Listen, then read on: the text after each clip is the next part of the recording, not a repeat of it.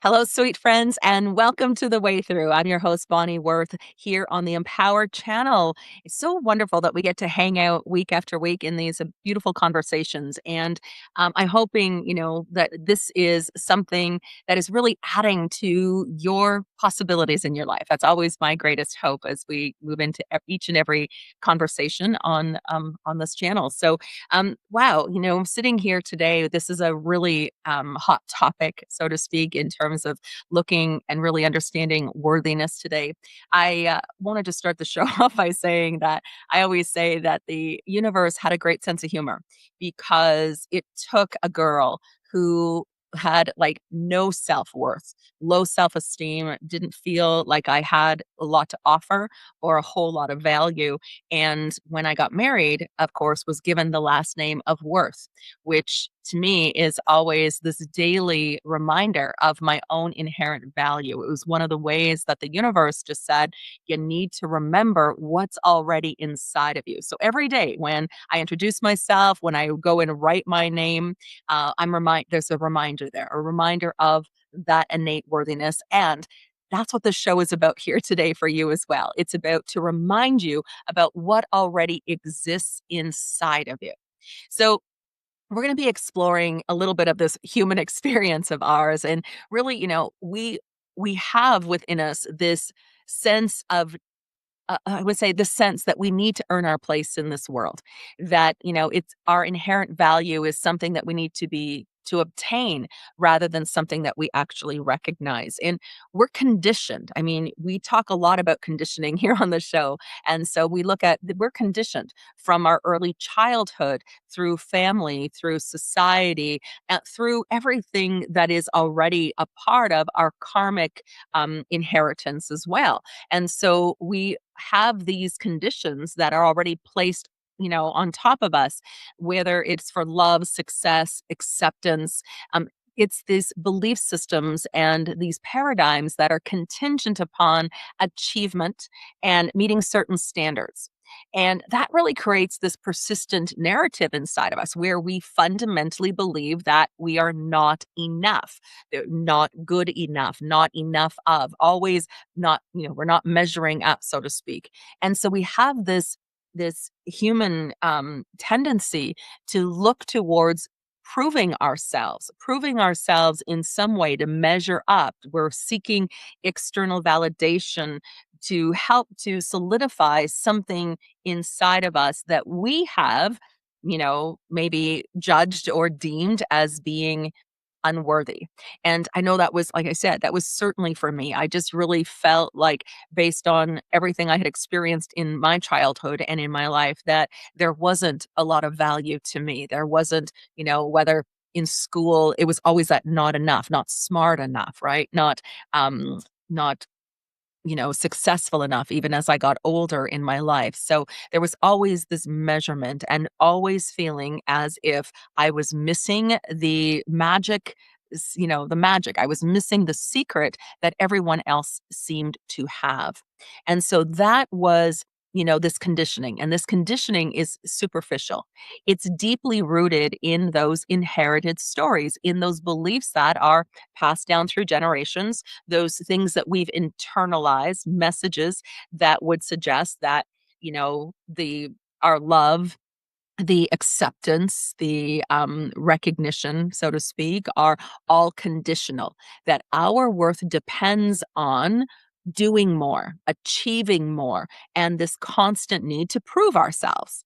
And when we are, and when we somehow don't measure up to those external standards, when we are failing or falling short, what happens here is it activates inside of us those unconscious beliefs that will hold us and magnetize us and keep us stuck in this fundamental sense of lacking. So this belief, this not enough story, it is a protective layer. It's a kind of emotional armor that shields us. Now, you've heard me say before, the ego is not something bad. It's not, I mean, it's what makes us human. We need to understand our ego's tendencies, that little human, and recognize the stories of suffering, the impact of those experiences that have had. I mean, the emotional context of those bad things that happened, that matter. All of it matters. It's a matter of our for our own, understanding of ourselves. For it matters because we matter, even if we've been told that we don't. So we have what's built inside of us. When we look at this from an ontological perspective here as well, this intrinsic response, it's a survival mechanism. Our ego is rooted in survival. It is rooted in fear based consciousness. It is rooted in the very things that we're programmed to keep us small, to not, to hold us back, to limit what is our potential. It's designed to keep us safe.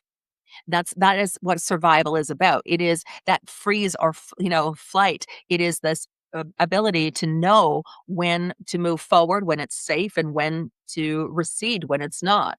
And this program, it's instinctive, and it's designed to keep us from further from being hurt, from bad things continuing to happen. It's like when we're about to do something, that's maybe outside of our comfort zone in some way, the ego kicks in and says, you sure you really want to do that? Because you've been hurt before. Bad things have happened before. Remember all these stories, and it perpetuates those belief systems. It's tied to the paradigm that is keeping us in survival mode.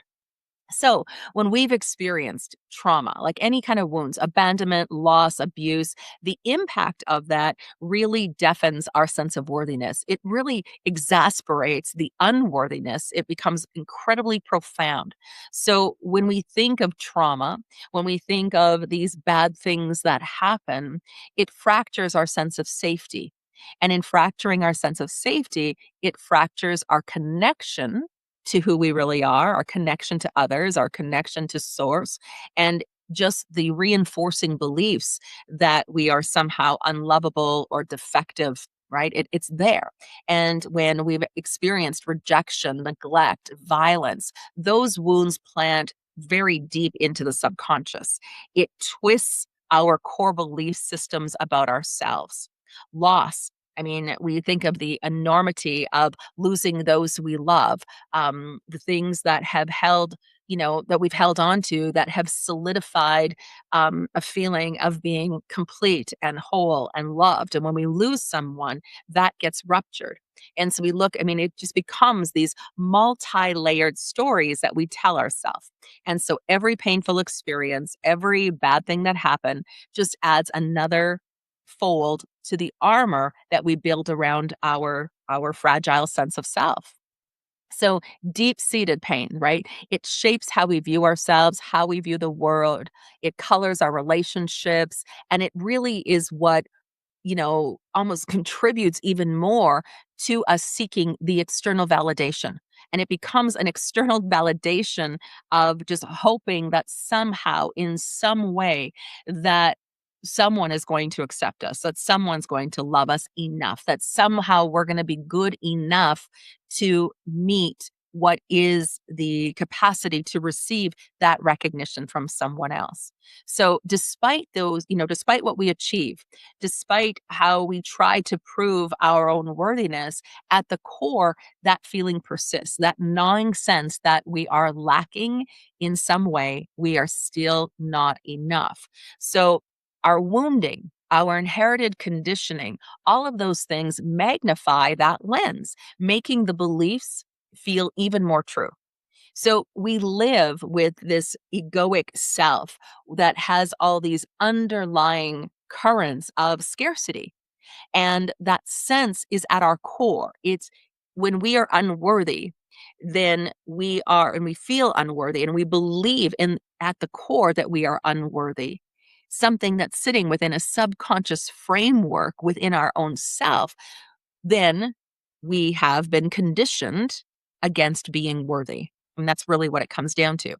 So, beneath all of that, underneath all of those layers, the greater truth is that we are innately worthy, that we are, because of our divine essence, we are already complete.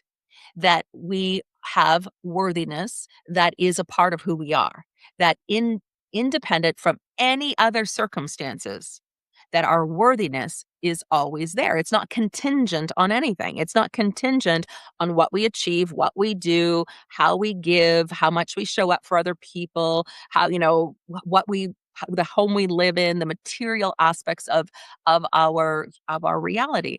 So we look at this of going, wow, this human ego of ours, this scared little human, is essentially the protective identity, and it's a protective identity that we go to co-create our world with. We create this protection in navigating the world around us, and in essence becomes the information that's sent out to the universe as we are creating our reality.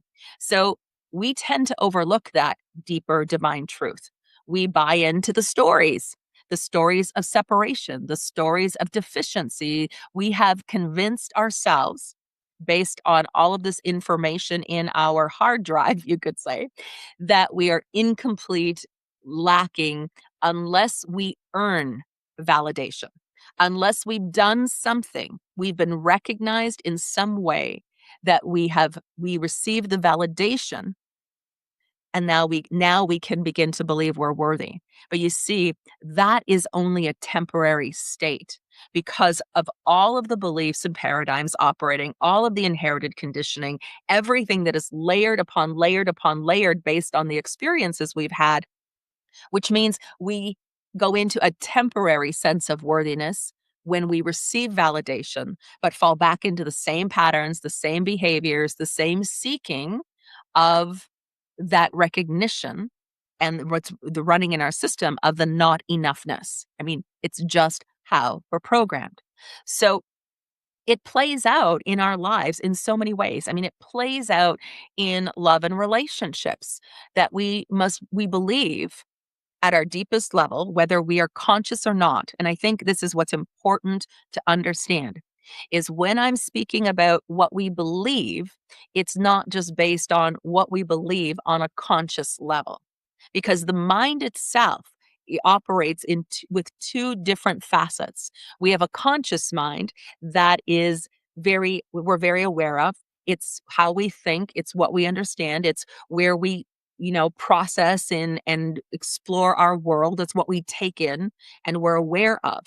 Our conscious mind is our awareness. Our subconscious mind is what's sitting in the underbelly within us. This mind is built and established based on the paradigms, based on this information, based on the belief systems that are sitting there, whether from this lifetime or other lifetimes, what we've inherited, taken on, absorbed, all of those things of what becomes the operating system. And very often, what the mind believed consciously, the conscious awareness versus what's unconscious inside of us, can be operating with different information. The conscious mind can say, and be very affirmative in the fact that I am worthy. I'm worthy. I'm worthy of being loved. I'm worthy of respect. I'm worthy of success. I'm worthy of, whatever it is. I'm worthy of it. It's like the conscious mind will defend it to the end. The ego defends it. It knows it, and it feels like we're fighting for it. We're trying to, we get upset and frustrated and hurt and angered because we are treated less with less. We are experiencing that lack in our lives. So the conscious mind is very clear and aware that it is worthy of all those things. But the unconscious mind, where the programs here really matter, because there's an override system to the conscious mind. The conscious mind likes to believe it's in charge, but it only operates at about a 10% capacity of what is really true based on what we're creating, calling in, and experiencing as a result in our lives. This is why these belief systems, these paradigms, we need to be so aware of what's going on, what we've inherited, what is true at our core. Because what's true at our core is the override. It's what's operating at that 90% into the universe, 90% of the information. These silent prayers are going out based on what's sitting at that very core inside of us. So no matter how much we believe that we deserve and are worthy of being loved and worthy and deserving of being accepted, if we don't have the belief system operating in our hard drive, operating in the subconscious, we're going to continue to have experiences and attract circumstances, and our reality is going to shape and shift according to what's going on within the subconscious. So that's why this is such an important conversation. This is why, so much of the work that I do stems around looking at what is the operating system. What are we carrying? Where have we overloaded ourselves with information and stories and narratives that aren't even true, that don't even match what sits at the core of who we are, at that higher identity, at that place inside of us that is a part of the oneness and part of the operations and alignment of the I am. So when we think of this now, when we believe that we must constantly prove our worthiness, that's based on what is conscious awareness. That's based on what is in the layered understanding of who we are at the egoic, at that very human conditioned level. So when we have this here, and when we even have a belief system in the subconscious that says we're not worthy of love and acceptance, when we have it operating, we're going to attract to us relationships and partners and experiences in our life that are going to demonstrate and back up that core belief. So even though the conscious is saying, yes, I'm worthy of it, the subconscious going, no, you're not. No, and it's the holding pattern. It's what keeps us stuck.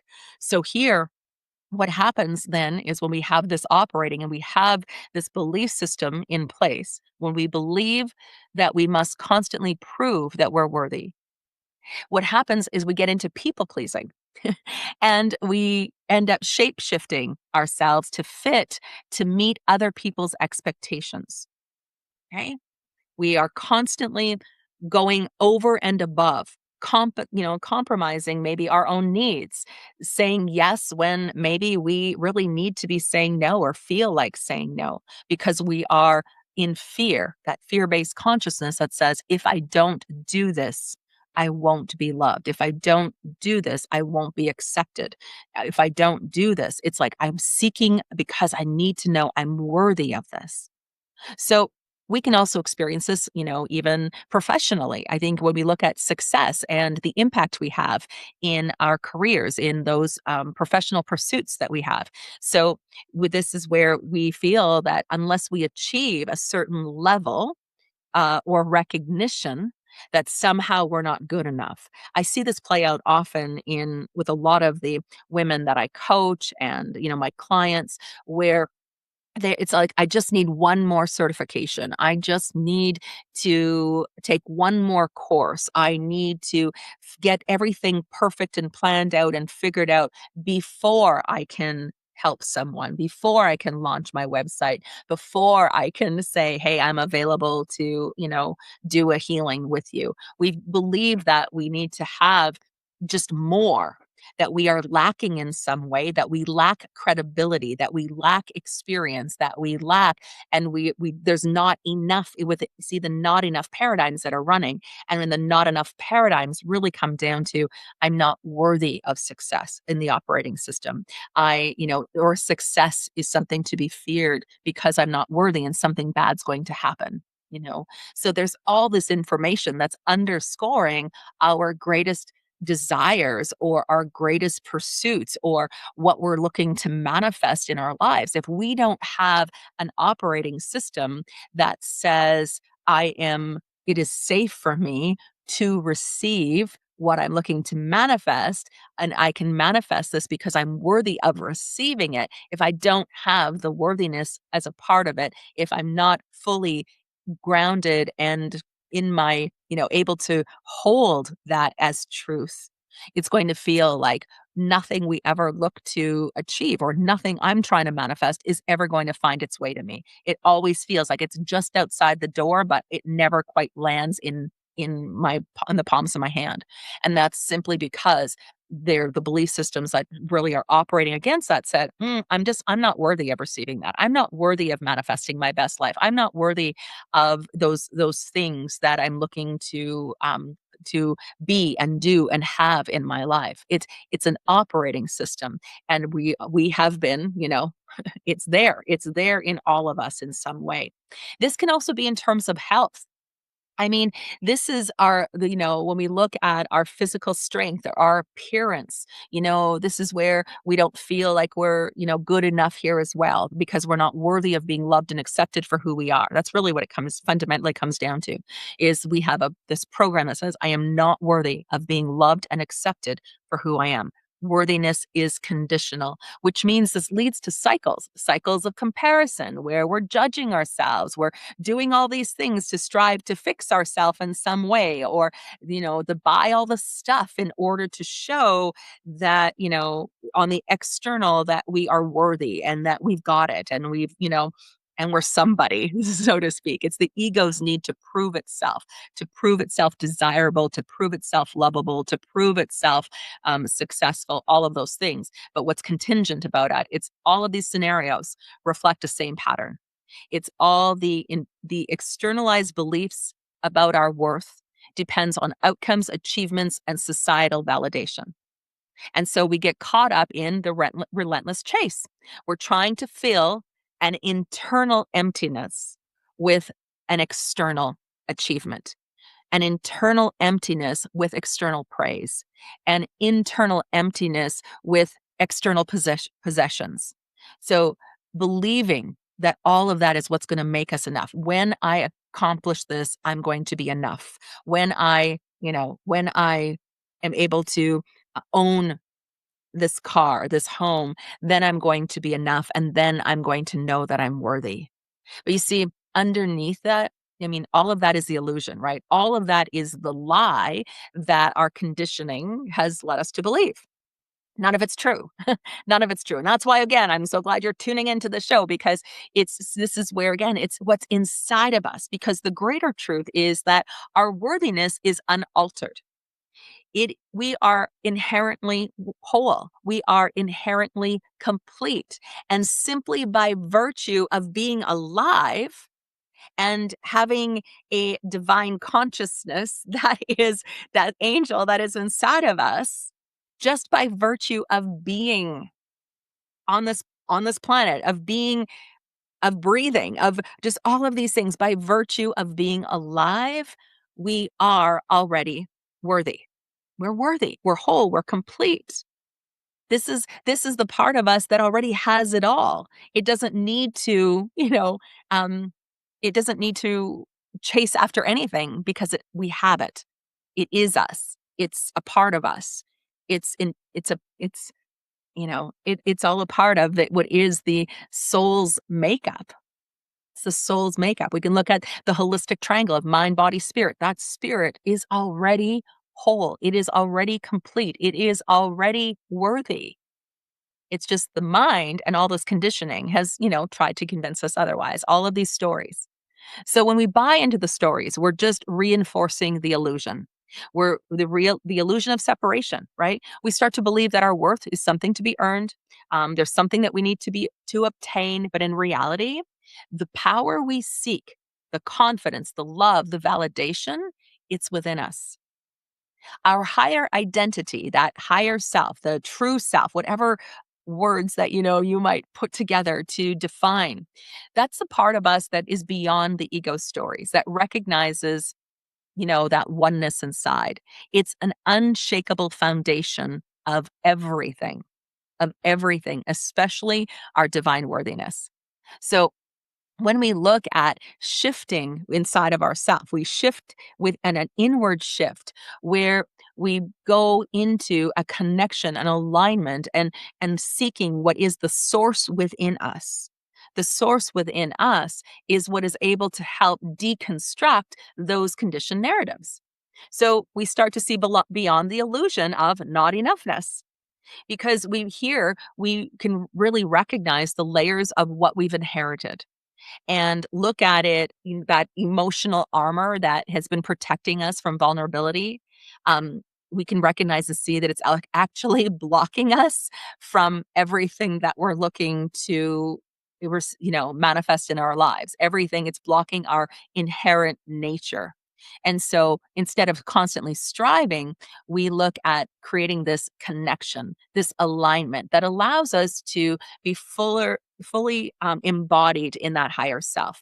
And what is embodiment? I'm going to tell you this: embodiment is this capacity to be in our body in the fullness of our power and light.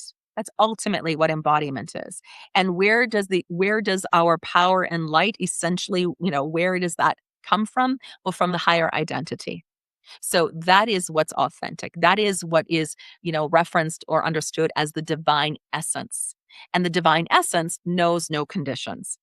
So we go into a different awareness here when we begin to shift in consciousness, and we begin to recognize those stories are just holding their constructs, their illusions, they are shaped by the conditioning. We can begin to create a new story. And the more that the more we buy into the old narratives, those stories of inadequacy, separation, unworthiness, the more that we reinforce the illusion, and the more that our worth is something to be earned and obtained outside of ourselves. So the opposite happens when we begin to create the alignment and we begin to deconstruct the illusion. We are now positioning ourselves within a mindset, a belief system where our value is not has no conditions. There is an inward understanding of what is absolute truth. And so we do this by, again, these practices that allow us to come into that part of ourselves. And it's inner work. It's not outer work, it's inner work. It's an inner aspect of who we are, that divine angel that exists inside of us, that angel who is pure, unconditionally loving, inherently whole and worthy. And so we begin to recognize ourselves. And as we begin to create the shift, we begin to tap into what is our divine origin. And where there is divine origin, there is worthiness. It's there.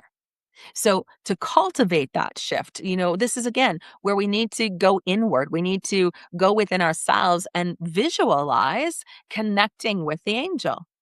Now, how you do this, I mean, there is no right or wrong way in doing this. It's just being able to understand and have the awareness that there is a part of us that is not necessarily leading our life, that we have basically been letting our ego, the little human, the one that's afraid and scared, run the show and run our lives. So it's just the internal shift. It is that awareness where going, hang on a second, there's more to who I am. That's just a portrayal. That's just a story I've been telling myself. Is that story really true? This is the number one thing. This is why, again, I always go back to the work of Byron Katie, because it's such phenomenal work where we start to question the validity of our stories, the things that we've been telling ourselves and telling ourselves for years, until we start to go like, wait a minute, hang on a second. Is that even true? Do I actually even believe that? What if I believed something different? Is there a better, more loving, compassionate, kind thought I could be having about myself? Is there a different belief system? The moment we start to question is the moment we start to create not just activation of a higher conscissness, but we start to create the alignment with who we truly are. As soon as the ego starts to question the reality, the higher self is stepping in, right? The higher self is stepping in with the answers, with the visceral experience of connection that can only be felt inside of us. It can't be seen. I mean, it can. Let me go back, again, as clairvoyance and as, through our third eye, as we're going through this experience, we can actually, as we invite the higher self to come in, we invite that higher identity, we can have a very clear vision of who we are at the highest level. But what I mean is we can't see means that we can't necessarily tell if someone is connected to their higher self or not, other than the feeling we get from them. So we can't necessarily see it because it's a feeling, and it's a visceral feeling for us as well. So we just look at creating opportunities throughout our day to create that expansive, to allow for and create the connection to that more expansive version of who we are, the one that knows no conditions, no limitations, and is not running with any of those stories of not enoughness. So it's intentional here. This is again, intentionally, we begin to choose to tell ourselves a new story, a story that maybe has a divine narrative, one that reaffirms our worthiness. So instead of saying, defining ourselves and beating ourselves up and judging ourselves for our past mistakes, for or other people for these bad things that happened, or feeling victimized and not enough. I'm not good enough. I'm not worthy enough. All that not enoughness. When we start to feel at the core that we are unworthy of love and acceptance and respect, all of those things, it's time we begin to consciously begin telling a new story. I am loved. I am accepted. I am divine. I am worthy. We activate the I am. And every time we proclaim a higher truth from that I am place inside of us, we grab hold of that higher identity. And then it's like every time we catch ourselves falling back into an old pattern, we're in self-doubt, we have to remind ourselves of the higher truth. We're choosing the higher truth. And every time we choose the higher truth, it begins to get locked into our system. It becomes the new operating system. It is the new paradigms and beliefs start to take form, but we need to consciously redirect ourselves to the higher truth. So this is, just looking at, we can consciously rewire our internal narrative. I mean, we just need to start seeing ourselves through a higher lens. We need to understand the layers of programming that are there, all of it, and not as this bad thing. And the ego, we need to separate ourselves from our ego. No, if anything, we want to separate ourselves out from the conditioning, but we need our ego to function and live and have this physical life. So we want to separate out ourselves from the conditioning so that we can know who we are at the highest level. And we want to connect there. And then we want to peel back all the layers of everything that is not true. And when we look at living from this place, when we are tapping in, we can begin to experience life completely different, because what is different is what's inside of us, because the inside is not dependent on anything or anyone outside of ourselves. So we have this really, the simplicity of it says we just need to claim what's already there. We just need to deny the old stories, to not buy into them anymore, and begin to gently rewire and replace that information with the truth of who we are, the divine expression of light, that embodying the angel that resides within us. And so we look to doing this work, you and me, I mean, in our daily lives. I mean, it goes to say that we are human after all, which means we don't necessarily always live and lead from that higher identity inside of us, but we can go there anytime. We can continue to pivot. We can find that deep sense of peace and confidence and understand our worthiness, that so that it is separate from anyone or anything else. So we look at going, okay, the stories are the illusion, especially when they are in scarcity and separation. And so recognizing that our power is inside of us. It's already there. It's a part of our divine essence. Our worthiness already is.